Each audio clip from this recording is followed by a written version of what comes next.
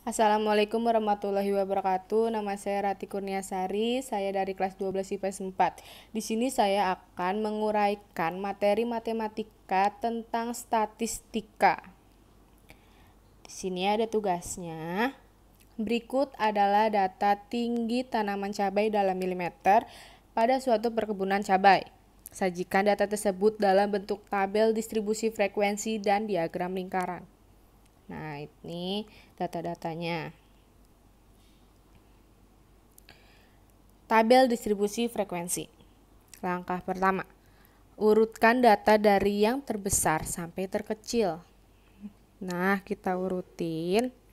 Kita dapat data terkecil itu 120 dan data terbesar itu 135.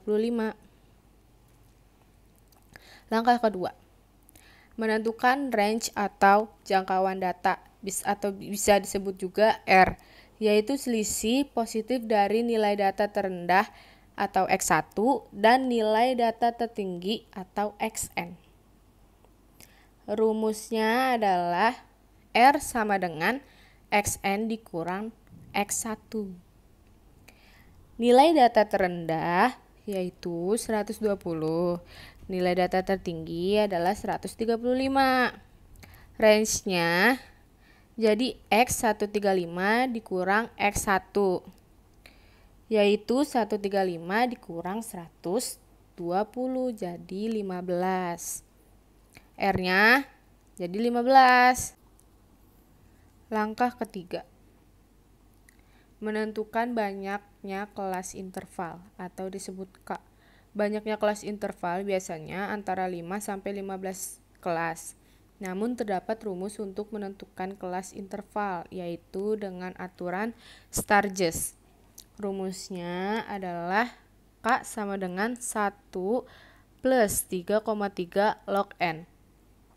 N-nya itu adalah jumlah data, yaitu 40.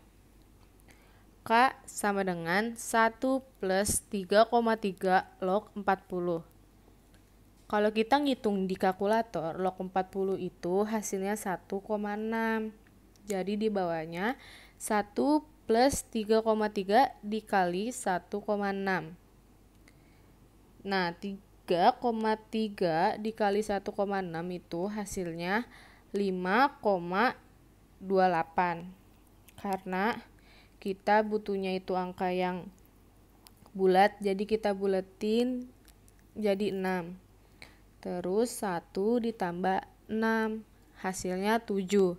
Jadi K-nya sama dengan 7. Langkah terakhir, menentukan tabel distribusi frekuensi data berkelompok. Nah, di sebelah kiri itu ada data yang udah diurutin berdasarkan besar nilainya.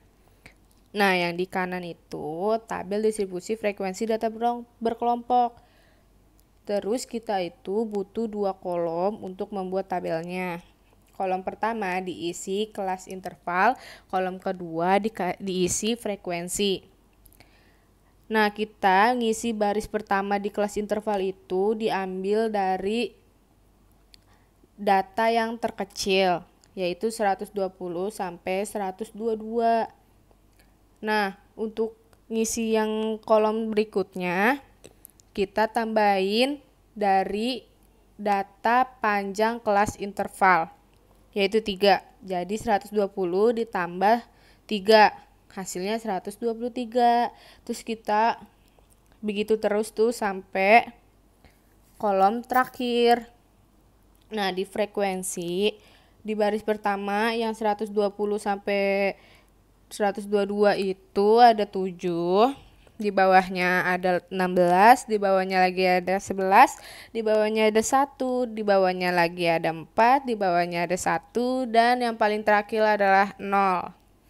Terus kita jumlah tuh. Nah, dapat 40.